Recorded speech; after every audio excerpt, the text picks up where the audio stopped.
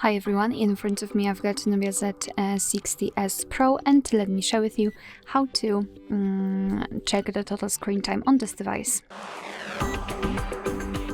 So let's start with opening the settings, and here we have to scroll down to the very bottom to find digital well-being and parental controls.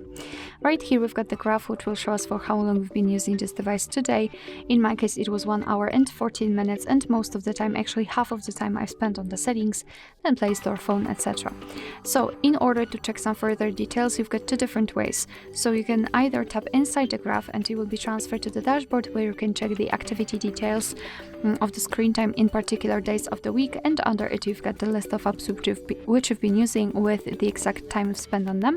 And the second way is to tap directly on the app, so for example settings, Play Store or whatever. Again you've got the dashboard, but this time it is directly connected with this and this one app.